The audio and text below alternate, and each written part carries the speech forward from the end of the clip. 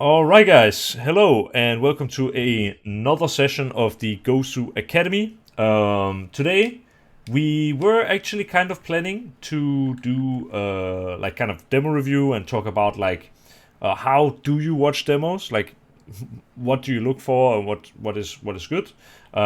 Basically to keep an eye out for when you do demos. Also talking a little bit about anti-stratting, how valuable is it? Um, what are things you should be looking for, stuff like this.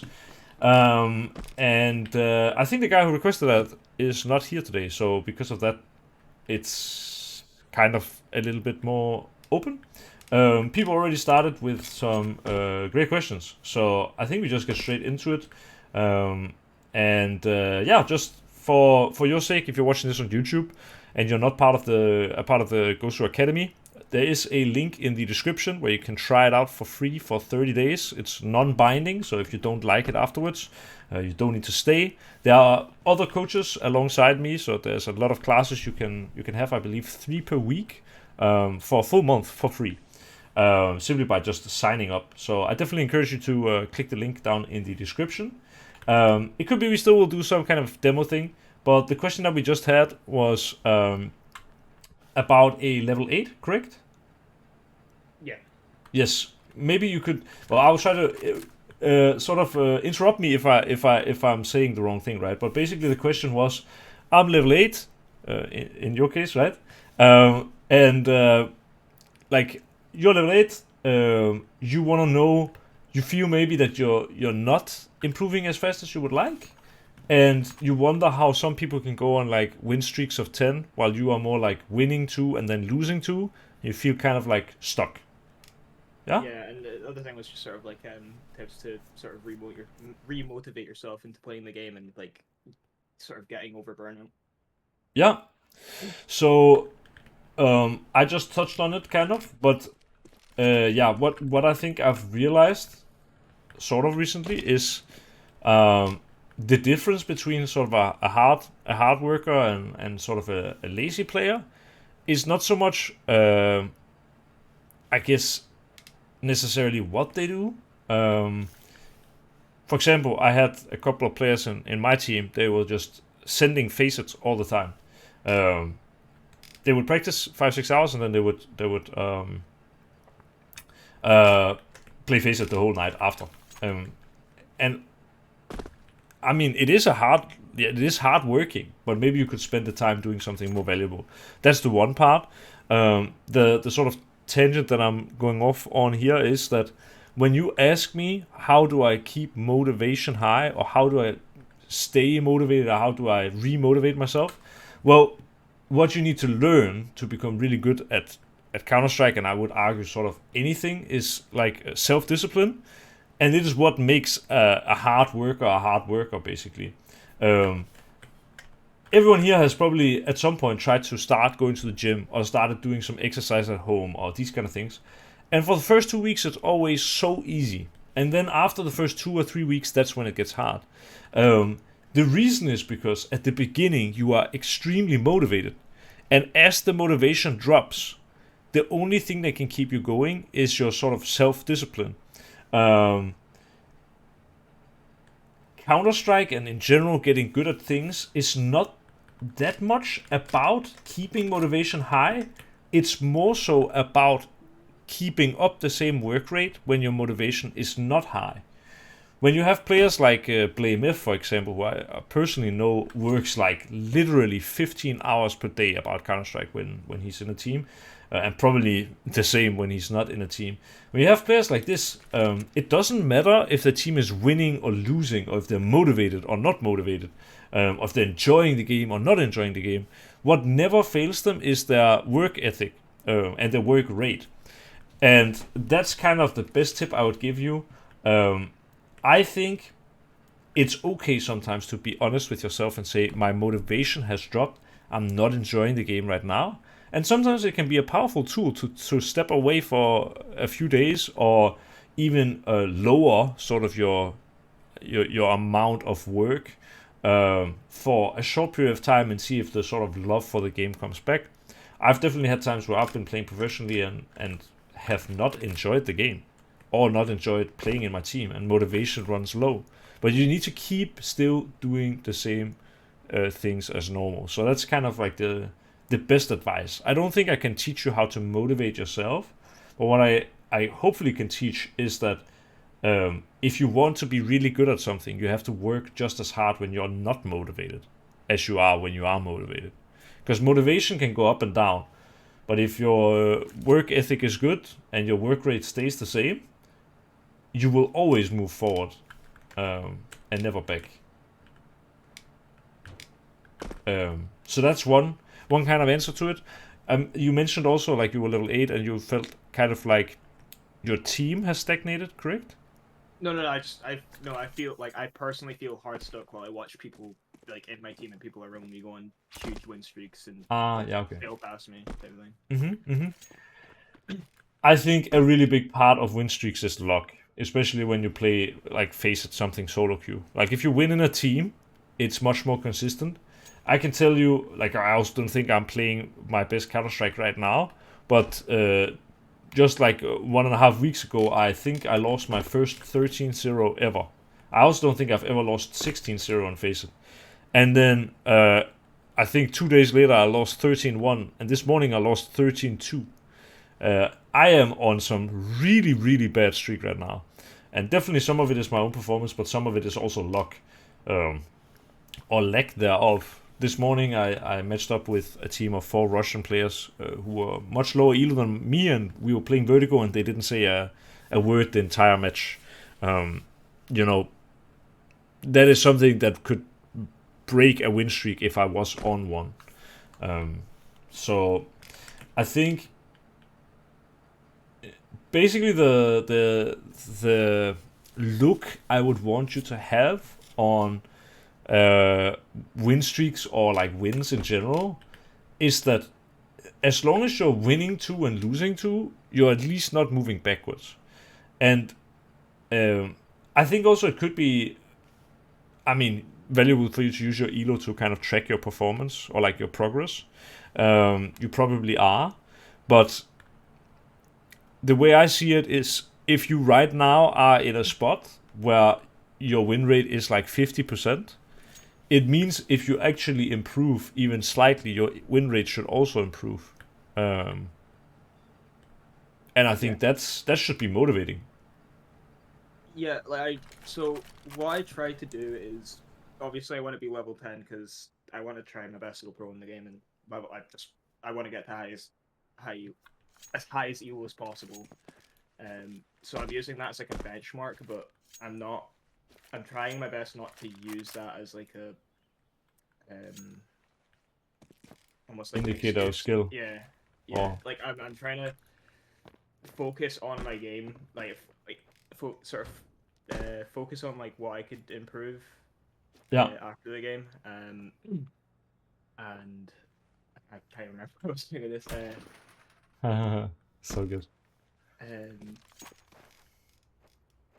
Because like a really bad habit of what I got into last time I went on like a big loss streak was I focused on like opposing not opposing players but other players of like how are these guys in the same rank as me, like how I'm doing well and my entire team's just crumbling around me, like what's going on, and I end up focusing on that rather than focusing on like what I could have done better. So I'm trying to get out of the mindset of just because I'm level 8 doesn't mean my skill level's level 8, doesn't mean my teammate skills are level 8, because like kind of like you said, people have luck and can go on huge win streaks. Yeah, absolutely. And those levels around there, like it can be literally like 2-3 wins, then you level up or down. You never know, maybe they were level 6 and went on a lucky win streak, or maybe they were level 10 and went on a loss streak. You never know. One thing I will say to that though, like I think maybe I mentioned in one of my first Gosu Academy sessions, but there's this player Asilion, and he said something which I do kind of agree with, but I also kind of do disagree with it, so take it with a grain of salt. But it is kind of a cool way to think about the game, is that he said one of the best things he ever did was to assume that everyone around him was like a brain dead monkey, basically. Like, you have to play with the thought, even when you play professionally, that your teammates literally have no idea what is going on. Like, to a certain extent, right? Like, you should trust them to do the right thing, but at the same time, you should understand that there's always something you could do. Like, let's say we know there is someone in the corner here, like Muddy, I would call it. And let's say I have a teammate right behind me. If I swing and die, and now this guy, I put a switch sheets on, and this guy, like, he kills me, and now he's ready. Oh, I'm not streaming. Oh, that's good. This, I swear, this always happens. Alright, but let's say I'm, coming out of market or kitchen or whatever, and let's say there's a guy Muddy. If I just swing and I die, and the guy, kills me and sets up for the next duel and kills him as well, I can say, oh my god, that's so bad from my teammate that he doesn't trade me. But you can also always think it like this, that only focusing on your own decisions is what will help you elevate your play. So for example, in this case, maybe when I die, instead of thinking like, oh my god, how does my teammate not trade me? Maybe what I think is, I should have said, okay, you ready? Swing with me. 3, 2, 1, now. And then, swing and whatever. The timing becomes better. Or, okay, be ready. I'm swinging wide now. Boom. Whatever. There will almost always be something you can say. Or it could be something like, I'm planning the bomb. And I tell my teammate, like, I'm planning default. And now he's doing his own thing. Maybe it's worth for me to be like, I'm playing default. You should go bench. If I feel like going bench here is the right move, I need to tell him, instead of expecting him to have the exact same thinking as me. Yeah. And I think that's a really cool way of thinking about it. Like, you can always do something different. Like, for example, if I say, follow me, let's walk con, and this guy starts going this way, I can be like, okay, why is this guy not listening? But maybe what I need to say is, follow me, purple, and read his name, whatever, Michael Jordan.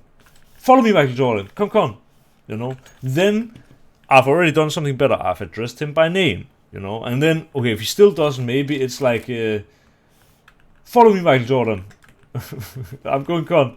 And then if he still does react, I can be like, oh, okay, he's not going. Okay, then I will go back. That's again something where I am accountable for my own decisions and for my own plays, but also I am. That's the only thing I have power over. Like, for example, today when I played with 4 Russians who didn't speak English, it didn't bother me. I still tried to win. We were down 11-1.5, and I still said in the piss round, guys, we can win this. Because, you can always win a match, even if it's very unlikely that you will. I could have been telling my teams, like, guys, come on, fucking talk, blah, blah, blah, and being super mad and stuff like that. But what I chose to do instead was just let it be, basically. Because it was just something I had no power over. You know what I mean? The same way, if my computer is laggy, or I have a bad monitor, or if my internet is having issues and stuff like that, I should try as much as possible to not get tilted by it or let it affect me, because it's something that's out of my control. This is something that's also a really valuable thing to learn when you are like a young player wanting to start playing LANs and stuff like this, because when you will have LAN events where like the table is so tiny that there's not space for both you and your teammates' gears. I cannot tell you how many LANs I've been sitting with my keyboard on my lap. There will be times, for example, when I played CS Summit, which was actually, is the biggest prize money I ever won, $60,000. And a trophy against G2 in the final and stuff like that. Like, the tables were horrendous. We could not even sit, like, close to the table, because they were so... they had so little depth, and there was a wall behind it that you couldn't stretch your legs, and there were like some metal parts going in front. This happened at like a pretty big sized LAN. And these are things you can't let it affect you, because it's not in your power. So yeah, what you're saying, I'm just adding on to it. But I agree with like the mindset that it's not good to sit there with the thought like, oh, I'm doing everything, my team isn't doing anything, blah blah blah, you know. Much better to be like, okay, I'm playing really good, but I could definitely still be playing better, and then focus on what could that be that could make me better. You feel me? Yeah, I agree. Yeah, perfect. Before we go to more questions, I want to just kind of share a thought.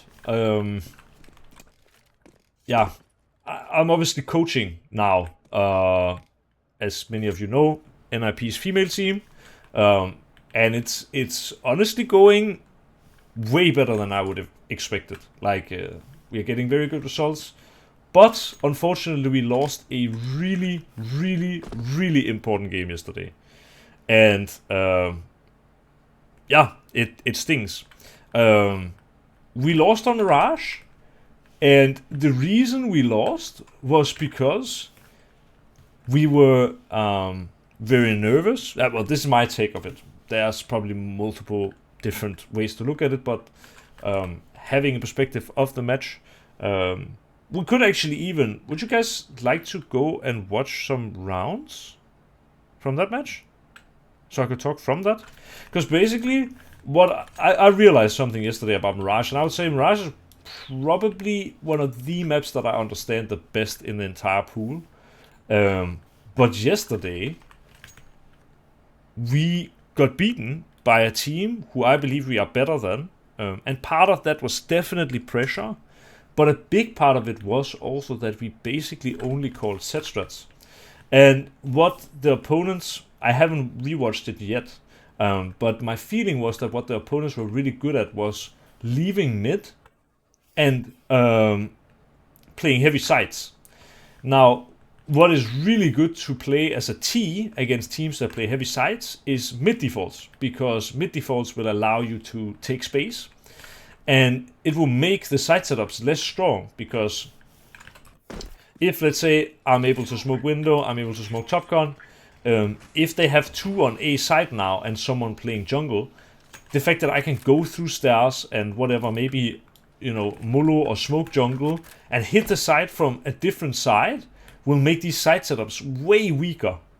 I remember back in the day, back in Northern, I had a match where I think on CT we were up literally like 13-2 or something like this. We played against Argo in, well, it was called Mountain Dew League at that moment. I believe it was like what is now ESG Advanced. Actually, I guess it was more like ESL Challenger, but anyway. And what they did every round on their CT was they would be like jiggling close slope and having someone holding palace. And they just played close slope the whole game. And we ended up winning the match 16-14 or something like this, but I was IGL, and I just didn't know how to break this setup. And I made what I call like a tool. For me, a tool is not a tactic, it's not a default, but it is just like if I have to put a screw in a wall, I need the correct tool for the job. The same way, if I play against a team who play close ramp the whole time, I want to have a tool that allows me to break up that setup. So one of the things that I think I tried in the match was like, okay, we do A execute. The problem was the guy jiggling. As soon as we threw nades, he just molotovs here. Now they execute as fuck, because now they block us. We tried to do like, you know, fast takes, like Hellraisers, where you throw the smokes and the smokes are in the air while you still run. And like this guy could still, you know, block with a molotov or something, and his teammate would turn and maybe kill the first, and it would be horrendous. And the tool that I came up with was literally just, if you default through mid and you go from con and you like whatever smoke off jungle or something, the guys playing close slope are gonna be so uncomfortable, especially if you have one of your teammates late lurking slope. This is getting a little bit, as we say in Denmark, like a langhåret. It's like a little bit yeah, how can I say, a little bit deep. But basically, we played against teams who played side setups a lot. We played against a team yesterday that played side setups a lot, and we kind of couldn't find the key. So what I started calling was a lot more defaults, and I had some ideas of how we could break these setups, and I guess that's just what I kind of want to show. I think because it's such a fresh match, it's really interesting for us to take a look at, and I think I will just change the windows real quick. Again, I have not watched this match back, and I can tell you, it definitely hurts. But I can talk a little bit about. I don't think I will be giving too much away by telling about the adjustments we made mid-match throughout this. So, to set the scene, this is ESL Impact. It's basically the World Cup for the female teams. And if we, like, the winner of this match is going to a decider match. And if you win the decider match, it's a best of 3. You are going to the LAN finals in Dallas. So if we would win this, we would be 1 best of 3 away. And if Guild would win it, they would be 1 best of 3 away. We won the first map super big, 13-5. But we lost our map pick 13-3 actually, which was very surprising. I'll skip the pistol. I think it is kind of a close one. A little bit at least. Could have gone either way, but they win it. It's whatever. Go to the next round. Yeah, basically we just have an eco. I'll skip this. Now, what I think is very true for Guild is that they play generally extremely slow on their T sides. They just play a lot of defaults and very slow most of the time. And so I will just show you some of the rounds that we lost, because at the beginning we were only losing. So here they do 1 smoke from middle actually. They do top con smoke, they do jungle. Now they actually get a ton of space. They run through the jungle smoke even. Pretty cool tactic. I wasn't even aware that this happened. Well, we knew they were in jungle, but again, I think becomes like a sort of close round, a 2v2. We get smoke on the bomb. One is coming middle. We don't have a kit. And yeah, she gets a kill and another kill and whatever. 3-0. Now we have low money. They actually fail their window smoke. They go out mid. And as you can see, they play slow. They're just full chilling. Bomb is playing super passive in mid. Now we do mid fight. They have a perfect setup for exactly this. It's actually, again, really good by them. And because they are playing so slow, we are fighting them at the wrong time. So, yeah. Was there a question? Okay, I thought I heard something. But yeah, if you guys have any questions or anything, just let me know. As you can see, another round. I think they play slow in this one as well. Like, they take mid, super controlled. They play in a way where they can never be killed by pushes at the start of rounds. Now they do another window smoke, they do a top gun smoke, and they use this to take full mid control. It's, a very powerful way of playing Counter-Strike, because if you are a team that likes to aggress early round CT, their passive style will break you, most likely. And that was kind of exactly what happened to us at the beginning. Like, we had actually a pretty good setup here. A shot gets missed and the duel gets lost. A good nade comes in. But now we lose someone on A as well. And this slow style is just suffocating us at the moment. So now we take a tactical timeout. And more specifically, I took a tactical timeout. And I think literally the only thing I said was just, guys, they're hitting A a lot. We need to help more on A. And now they are B with an AWP. They get spotted. They go back. They play slow. Look at how slow this is. Super control from them again. We again do aggression, which is fine in this round. Again, super slow. 55 seconds. They're taking all the space, super controlled. But one thing that's worth noticing is, at this moment, right around 50 seconds, is when they have used all of the smokes, basically, except for one. This means with these smokes, they're gonna have to move. Now, this is actually a duel that, is very unfortunate. It would actually be a really big duel for us to win. Now again, play super slow. Now they go B on 35 seconds, and we don't know where to stack, even though we have A push. And it just, again, suffocating. We don't know what to do. So, yeah. Would you say that playing slow like this is the new meta, or is this just a playstyle that just kind of works sometimes? Like, because I've kind of seen it quite a lot with Virtus Pro as well. Like, they just kind of suffocate their opponents, and like every time you watch them, they seem to do really well, and then just like fall over, like at the final hurdle, pretty much. Yeah, and I can tell you that's sort of what's gonna happen right now as well, and that's what's the interesting sort of adjustment that I made at this moment. I took a tactical timeout right here, and I said, guys, I will say one thing, and after this I won't take any more timeouts on CT because we'll win the rest of the round. So this is actually what happens. What you kind of gotta understand is, yes, it's a great question, by the way. What you gotta understand about it, though, is that if you play against a team with like relentless aggression on T, a team that rushes a lot and plays a lot of set strats, that's the type of team where you want to use your utility early, and you want to use this to block the aggressive moves, basically. I think someone might need to mute the microphone.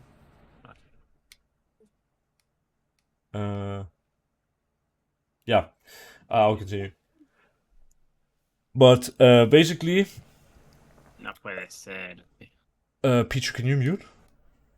Oh, my bad. It's all good, all good. So basically, if you play against a team with relentless aggression, play super fast, what you need to just do is block them early, and kind of, that's realistically it. The thing with playing against a team that plays slow is that typically you can hold your utility a lot and wait for the pushes to come.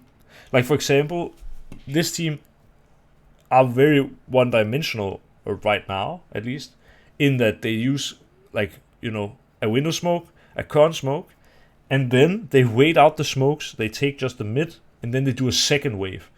And potentially we would be able to save our utility for the second wave. That's kind of how you want to deal with teams that play slow. What we were doing wrong here is that we were playing it as if we were playing against a normal team. And on a normal team, it would be good for us to fight probably around the like 110, 115, when, let's say, the first wave of smokes is faded. But because they play so slow, what I said here in timeout is just,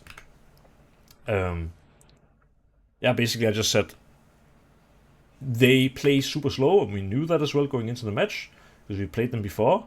So the times when we ideally want to take the fights or make aggressive moves or make fresh plays is around 50 seconds. We can just take a look at it now, because this was what I said, but I don't know if this was actually what we did. But you can see, playing way more passive, not giving anything away, holding our util a lot better. We have 5 smokes. Now, as soon as they do the second wave, or they did 1 smoke window, now the smoke comes down. We don't give anything for free. Use Molotov Con. They're chilling. Again, a very slow team. Not doing a whole lot.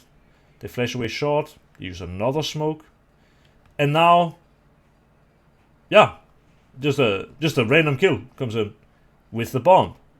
And now use more util to block. And now they pick up the bomb. We actually die on A. But we win the duel again. And the sort of majority of the fights do actually happen right around 50. I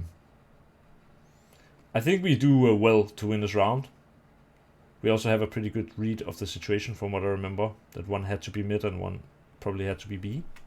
But basically we kill the B player now, I think. And then we kill the... Actually, no. It doesn't go that way. It comes down to 1-1, but we win it. So we can check the next round. Do they play slow? Do they play fast? Here they actually go for a contact play. We kind of, I guess, a little bit made them change their play. But still, even when they do get an entry, you see, still, it's this second wave. And now, because we have a smoke up in con, which is late, like, I don't think we used it. Actually, I think we used it early, but I think on short we re-smoked it. So when the second wave comes in, now is the time we re-smoke con. And this is what wins us the round, basically. Because we fight them again sort of at the right timings. It does, again, become very close. They're good at playing this style, of course. But this way to adapt worked wonders for us. Yeah. And again, now we do play a little bit more aggro, but it's just... Yeah, I don't know. I guess I'll skip the CT side for now. I can just tell you this kind of works for us. We win the rest of the rounds. What's interesting is more the T side, because this is actually where we fail. And I think where we could definitely do a lot of things different and better. So for the pistol round, we actually, yeah, I mean, we do anti-strat on this pistol and we win it. So whatever. Now we play against full USPs and we win it. I'll skip that. And now I think is when we start losing. So I just want to kind of take round by round. I want to take a look at what we do and also what we could have done different. But not so much from an individual perspective, more from like a team perspective. So, because I think this is something that people can learn a lot from.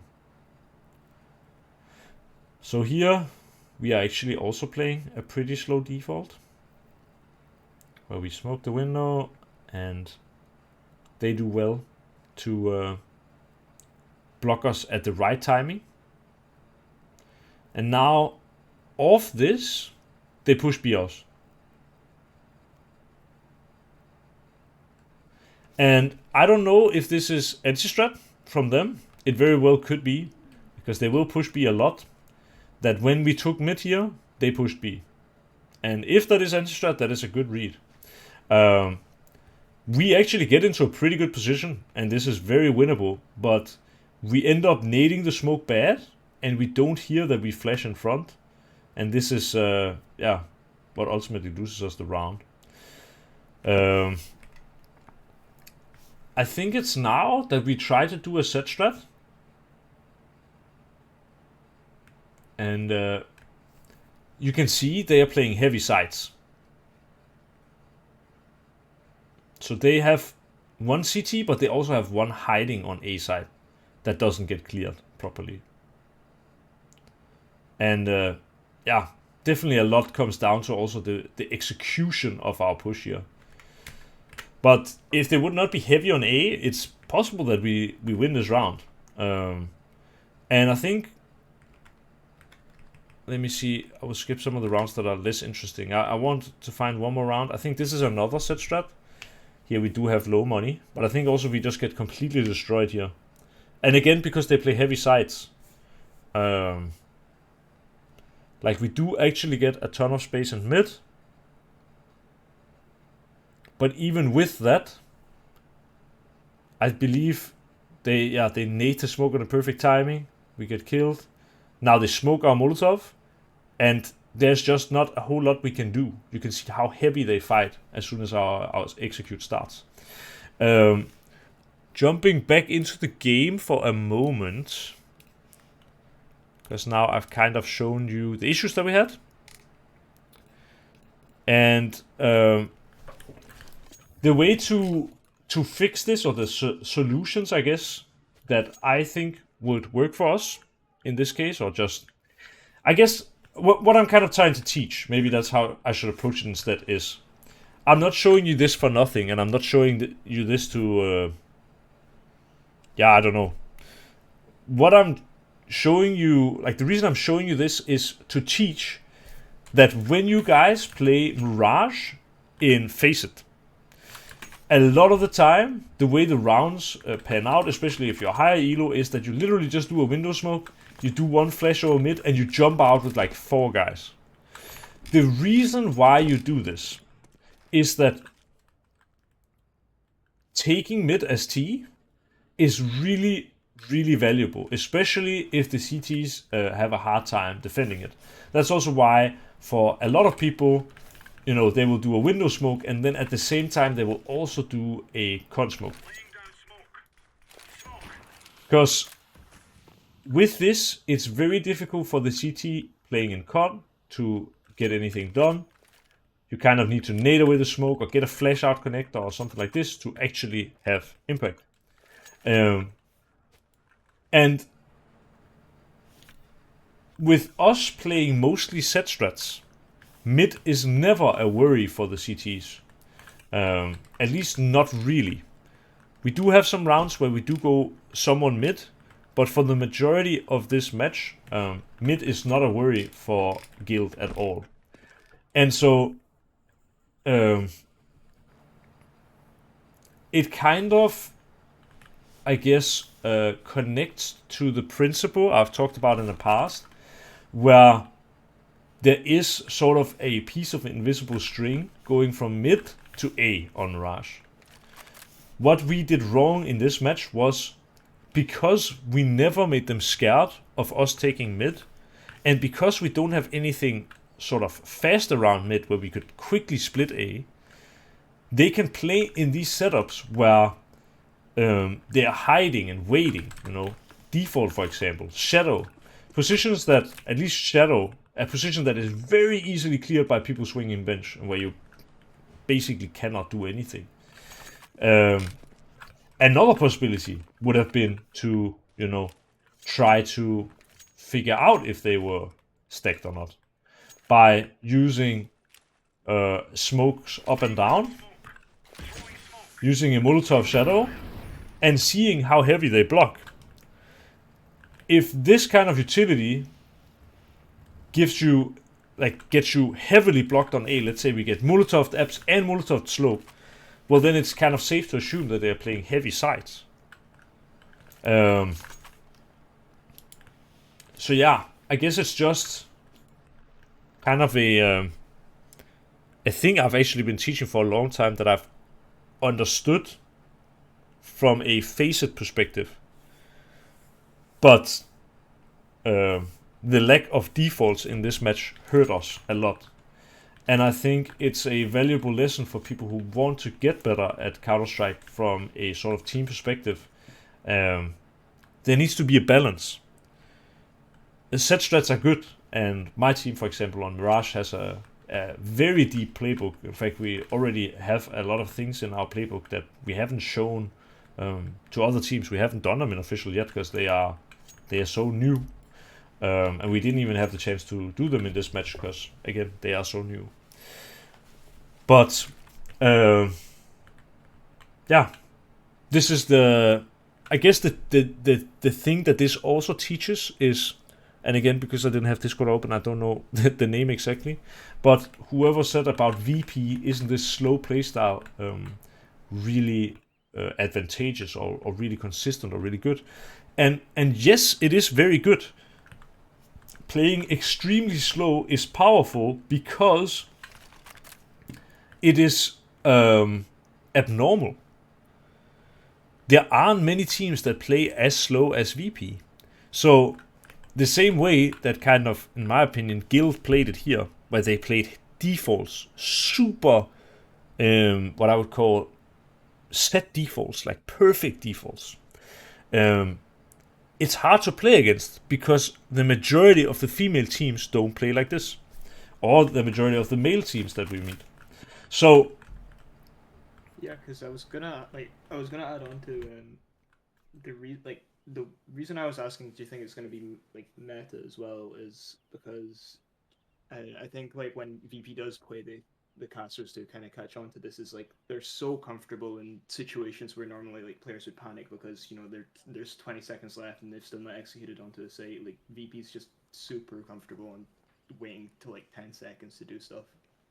yes, Yeah, and I mean, it is kind of like what's hard to like the reason it's hard to play for us, why it's hard to play against a team like Guild, and also why it's hard to play against a team like VP is it is, and I hate to say it, but it is sort of impossible to stop them from playing their playstyle, you know? Like that's the advantage of playing like this. If you play against a team which is hyper aggressive, that is also pretty much unstoppable, because if there's a team who actually knows how to play a style that is really far out on the sides, like either hyper aggressive or hyper defensive, it is so abnormal, but it is hard to force them out of it. Like, take football as an example. I love to use that to explain Counter-Strike things as well. You know, there are certain managers and certain teams. The Italian league is, for example, famous for having, you know, probably a priority on defenders instead of attackers or like aggressive players, right? They believe that a good defense wins a match, and in a way, it is a very defensive way to approach your T-side. It's almost like parking the bus a little bit. The thing with people that park the bus is they are used to playing. Well, just so everyone understands what I mean with park the bus. Park the bus is what you like would call it in football, when you basically bring all your players back towards your own goal and you just try to build a wall. Like, you just don't let your opponent get chances. Typically, the way they do it is they try to get like one goal, and if they get ahead, then they park the bus and try to win out the match like that. The reason it's so hard to break those teams that park the bus is because, hey, their only goal is to play defensive. The same way with Guild, for example.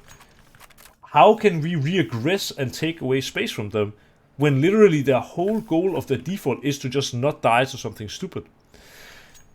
The same if you play against a team that is hyper-aggressive and has perfected their style. Well, you can use your Molotovs to block it, but I promise you, they are used to teams using Molotovs to block them. So there is a plan B. Maybe they have a set reaction. Maybe they have someone who is ready with a smoke, or they have something that they can whatever flip-flop into, or they, you know, teams with a very abnormal style typically get to play their style. You cannot force VP to play fast. The only way you can force a team to change their style is you have to prove them on the server or on the field or however you play your sport that their style is not working. A team like VP, while it might seem like it could be meta, the reason it isn't is because there are downsides with it as well. For example, if you play against VP and, like, let's take an example of a team who is not VP, a team who is trying to emulate, like try to copy VP style, but without the skill or without the knowledge and the experience. Well, if I would play against a team who would just be sitting around on the map, which, to be fair, Guild is doing a lot, and on Mirage they have a very good default, but on Anubis, for example, it's a map where they typically just sit down. They don't really do anything. They don't really take any space. They're just content with chilling. Well, if you play against a team who are okay with just doing nothing, that means the CTs also don't get pressured. And if I as a CT don't get any pressure, if I'm a good player, I won't use my utility. I understand they are playing slow. They are playing a VP style. So what enables VP style to be good is that they are able to play slow while still pressuring the opponent. Exactly, actually, what Guild was doing in this match, and you know, fair play to them. They do a first wave, and on the first wave they go out and they take mid control. Then they do a second wave of smokes, and on the second wave, that's actually where they start taking the space. But there was also a couple of rounds where they just changed things up and they just went for a straightaway A execute. Any style in any sport has a counter, and most professionals in whatever sport will know the counter as well. If people play slow, I understand as a professional I need to keep my utility and use it late to block when they actually want to go. If I play against a team who always plays fast, I will use my utility early. Maybe instead of just doing the Molotov, maybe I'll do the Molotov, and against this one specific aggressive team, I will nade in the Molotov. This counters very heavily the early round aggression. So every team has a counter, and that's also why VP style is not meta, because there is a counter to it. But what VP is so good at is that they will play super, super slow, and on a random timing, or what it seems from the outside random, but obviously James has a feeling for it, a really good feeling. He will throw a Mag 10 rush round into the mix. And then that Mag 10 round is punishing teams who are holding their utility and not using it. And that's where the genius is. The reason why VP style is hard to counter is not because they play slow every round. It's because they play slow something like 85% of rounds. But in those 15% of rounds where they don't play slow, if you expect them to play slow, well, you will lose. And that is what's called conditioning, basically. In this game, we played set strats a lot at the start of our T side, and it was not working. So we tried something new. We started later playing defaults.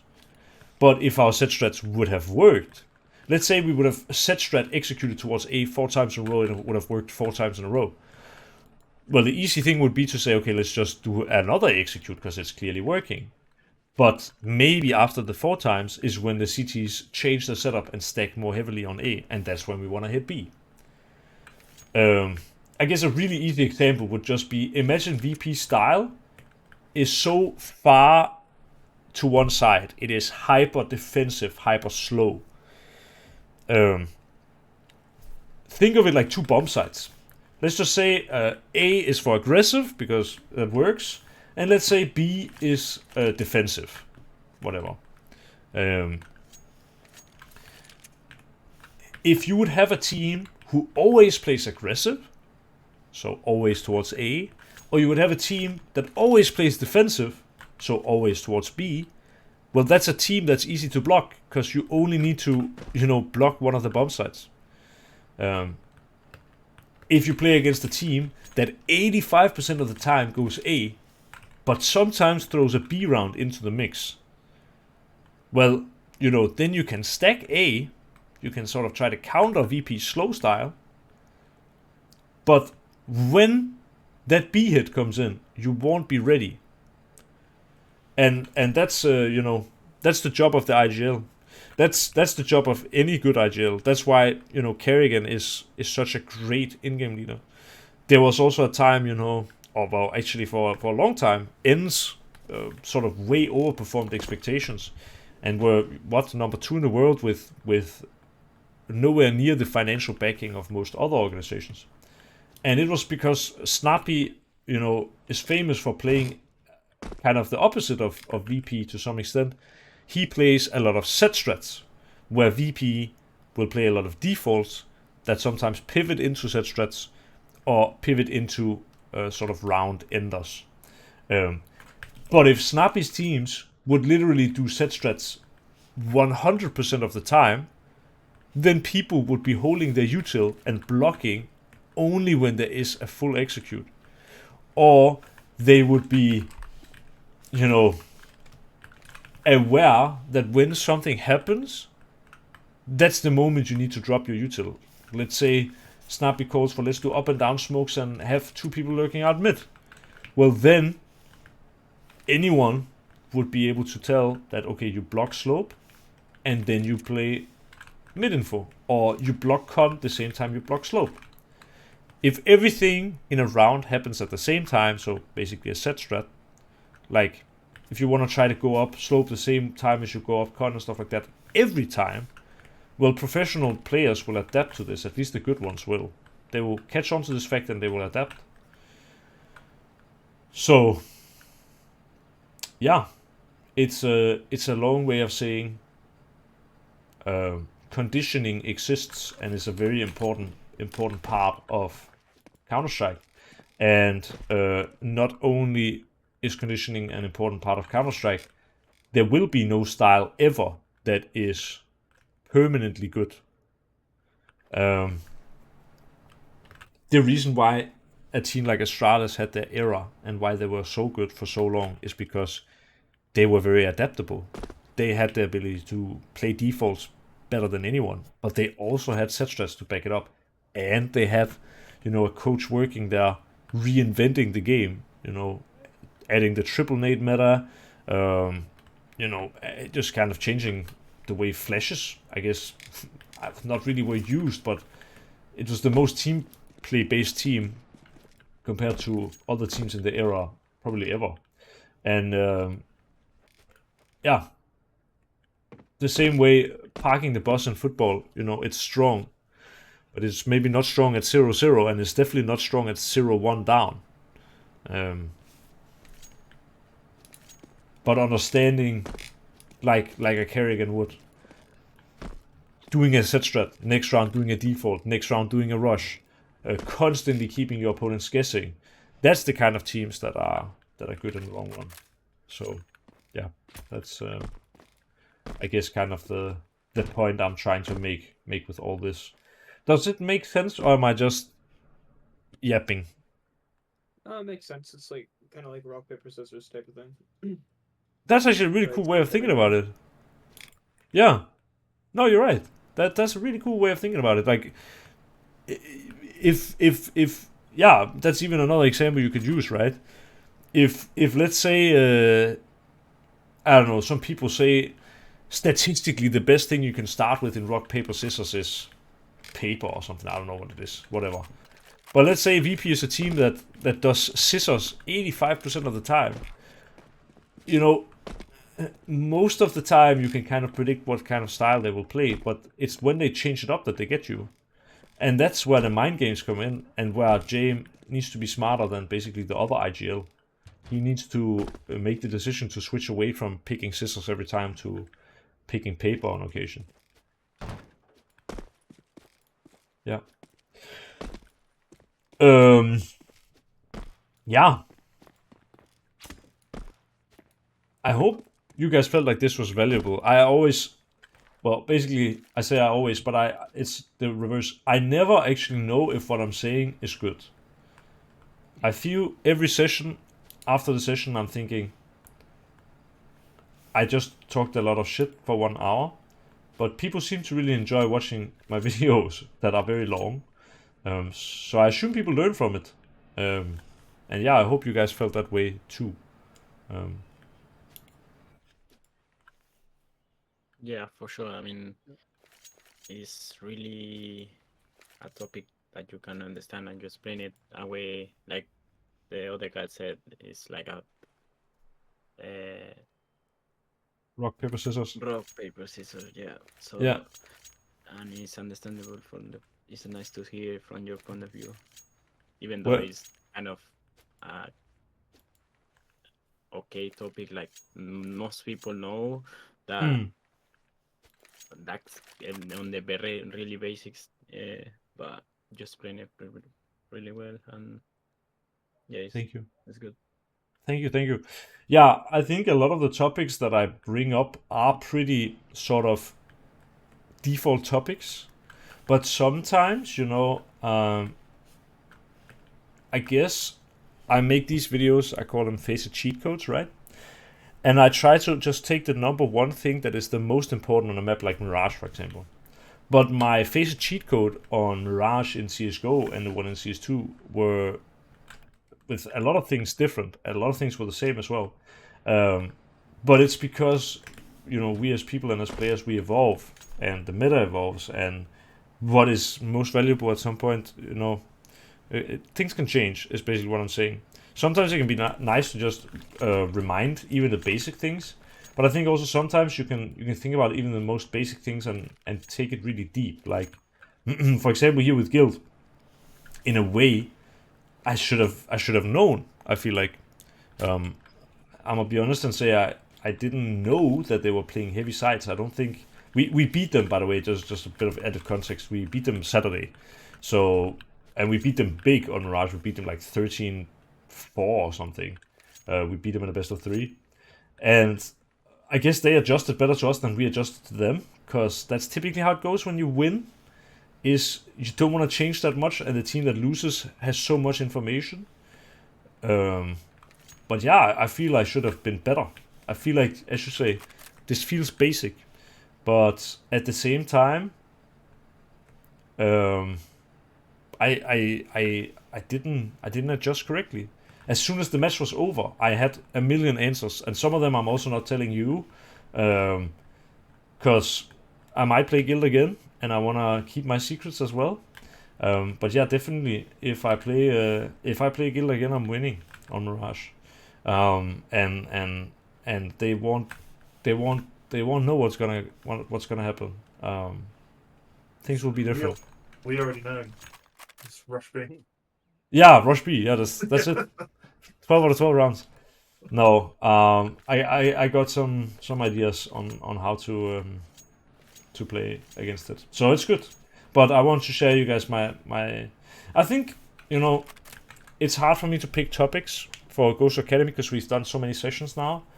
But I think a really good way to approach it is bring up the topic that's the most important to me each time I start a new session. And since I lost this very important match yesterday, and I flunked it as a coach, in my opinion, well, it's more like I feel like I could have done better. I think I did my part. Like, if you watch the rest of the match, we do play a ton of defaults, and we try. But, yeah, I have other options as well now. So, that's how it is sometimes. You find the answers as soon as the match is over. Yeah, guys, I wanna sort of move on from this topic and ask if there are any questions from peeps. But it can also be questions about this. I just at least think I don't have much more to add without telling my secrets, which I don't want. Yeah, I have a couple. Yeah, go ahead. They're not necessarily related to that. Well, one thing is just wanted to know your opinion on is, like, to be honest, when I watched the major, you say you lost on your map pick there, right? On Nip. You lost your map pick, did you? Yeah, in which match, sorry? In that game you played against Guild, you lost your map Yes, pick. Right? yes, we did. So yes. when I was watching the major when it was on, like, most of the games I watched, like, teams lost their map pick. Mm-hmm. Like, what? Do you have any rough idea why that is? Like, I'm just interested in that. It's not necessary. I think it's a great question. Great question. I think there can be multiple ways that can happen. I don't know exactly, how it was at the major, but what I can say is we decided to pick Nuke against them because they had basically not played it at all. We had no information to go off of, just that we had just recently won on Nuke and we felt pretty confident on it because we won like 13-4. I mean, we had played literally like a couple of days before on Nuke, so they had a lot of stuff on us, That could be one thing. Simply that they were able to do anti and we were not. But I think another big part is actually that even here, for example, I think this match was a great example. We got behind 6-0 on our CT side. And I took a timeout and I said, okay, now sort of, we really need to, like, they play, basically we knew how they played on Anubis because we played them before. We knew they played very slow. For Mirage, I was not aware that they played as slow. So it was a sort of adaptation we made in the middle of the match. But because matches are shorter now, I guess anti in a way is more powerful. Like, imagine you and I right now would play a match, and there would only be one round in that match. And you 5 days ago would have played Overpass, and we would be playing Overpass. But I wouldn't have played Overpass ever. Well, the amount of stuff I could get from anti-strat would be unreal, Good teams and good coaches and good IGLs and good whatever, a big part of it is adapting to how your opponent plays. And we were able to do this with tactical timeouts, and we found a lot of answers. But if this would have been, 15 half, like a MR15, right? Or like MR30, I guess. And there would be 15 rounds on each half. Maybe we would turn that 6-0 down into a 9-6 because now we felt like we unlocked the key, or like we found the key that could unlock the CT side, right? Yeah. But I think the teams that pick maps that they are comfortable on and that they play a lot, especially at the major. But those teams, there is a lot of material on them. And I can also tell you, because I have access to a tool right now, I'm not allowed to show it. That's why I haven't. But if I was allowed to show it, I would do a full session. There are tools out there that are so advanced in Counter-Strike right now that you can do almost a full anti-strat for a best of 3 in 10 minutes. And so the more data you have, the more you can use the stats, the more you can use the rounds, the whatever, to outplay your opponent. And I think that's just it, honestly. That's probably the biggest thing. The tools that get used right now in Counter-Strike, I only started using it recently because I got access to it through NIP. But like, think of the wildest thing you could ever imagine a Counter-Strike tool could do, and then it's wilder. Like, it's that crazy, I will honestly say. Fair enough. I think so- I get an idea of it then, of what you're saying. Like, yeah, basically, there's just more data for them to go off when they play you, basically.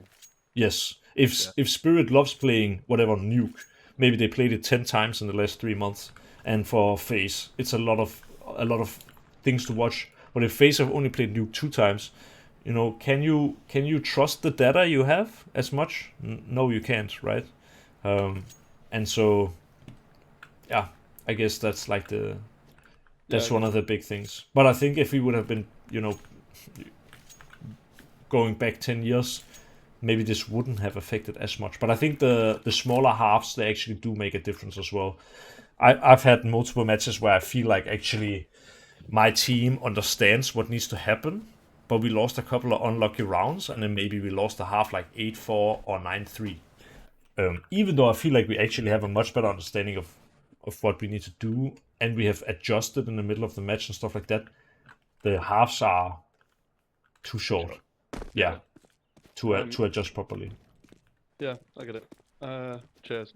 I was just wondering about that. But my other question, I guess, is more like actual game related for me. Is I'm super inconsistent. So it's just like regardless of when I was ranked level 3, or regardless of when I was silver years ago, or regardless of I'm 8 now, I'll have games where I drop like 20, 25, even sometimes against people higher elo than me in games. And then I'll have games where I'm just like the worst in the server by a mile. But they're all against the same level. The levels aren't changing, and it's always relevant to where I am. It's just still inconsistent. I can just be either super high or super low.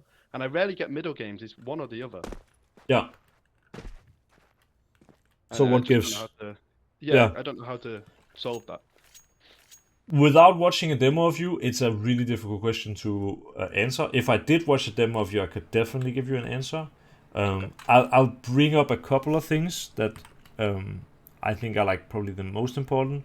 One of the first ones I want to mention is, because I think a lot of people do this wrong, is like grinding for too long, like per day.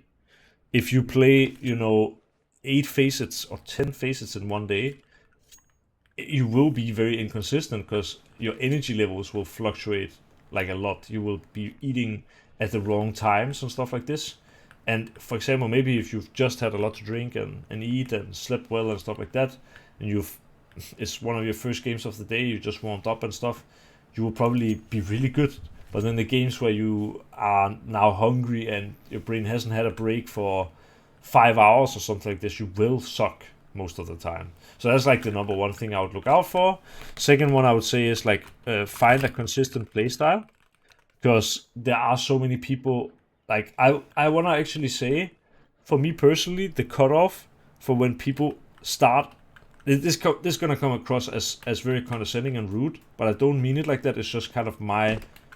It's not just about you. It's just like a general thing. But like, I literally think people don't understand Counter-Strike before reaching 2,800 elo or higher currently, because when I play with someone who's 2,500 elo, they are doing the dumbest things I've seen. Obviously, I don't play with level 3s and stuff like this, but it's like a fish out of water. They have no clue what's going on, in my opinion. And kind of the reason I say that is because their playstyle is so inconsistent. Like, I played today again with these Russian guys on Vertigo, and I had a guy, he was orange, if anyone would want to check the demo just to confirm. Sort of, he mid-lurked or B-lurked on Vertigo so extremely late every single round that we always died the entire team, and then he would say like, guys, B is clear, when we were all the way up on A, stuff like that. And he was 2,500 elo, maybe he was even more. But this is something where this is not a consistent playstyle. Like, maybe you will sometimes have a match where you will get the lurk kills or whatever, but it's inconsistent in terms of performance. Like, they are not impactful. Maybe, like, typically also just one of the things is inconsistency is more likely if you are an aggressive player. That's how it is. And I didn't really spell inconsistency that well. But if you are a passive player who's kind of baiting for kills and stuff like this, or like just second man in or playing AWP or something like this, you will tend to have high lows and low highs. That is how it is. Let me see if I can mention a player. Well, I would say someone like Nico, for example, especially now. He's literally either tearing up the entire server or he is average at best. Whereas a player like, I don't know, maybe Saiwu, I don't see him having like a ton of high highs, but he also doesn't have a ton of low lows. And it's because Saiwu is the master of, playing in a consistent way, having like calm aim, playing with his team, never tilting, those kind of things. So it comes down to playstyle a lot. Someone like Config as well, great example of player, super aggressive, has, had at some point, I think 47 kills in 30 rounds, but can also have a game where he just has 0-14. I've seen that personally with him on my team. So yeah, that's another one. And then I would also say, like, find a consistent stack to play with, because if you're playing solo queue, it will just be inconsistent. That's how it is. I would say find a good warm-up routine. And then, is there anything else? I guess. For me, yeah. no. Yeah, no. I was looking for more answers for myself. Okay. I think Okay. I think maybe the last one would be something like,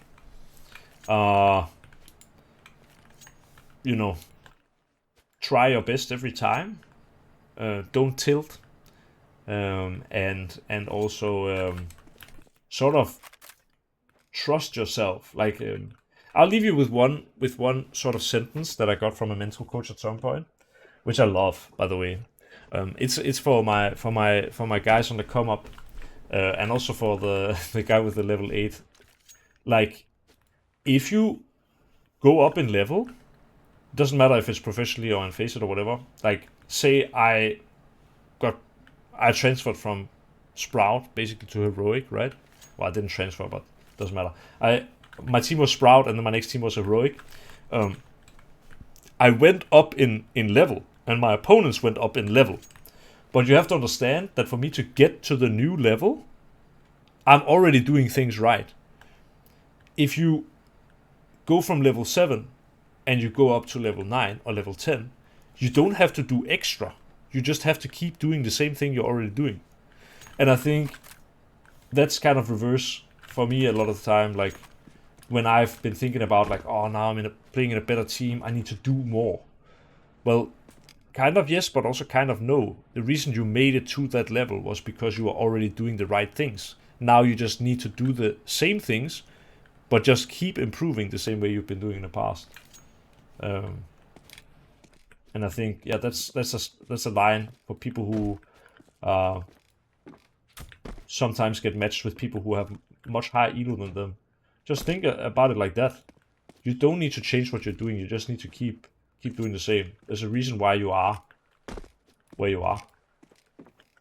No reason to add extra pressure. Yeah, guys, I think that's what I had in me for today. As always, on Fridays I need to get up early tomorrow. And I think also we are coming up on time. So I guess the last thing we can talk about real quick is just, do anyone have any recommendations for next week's session? If no one has, that's fine, but you can maybe also just think about it and bring it to the next session if there's something that you would like to learn more about. It can be specific or general. It's I'm good with everything.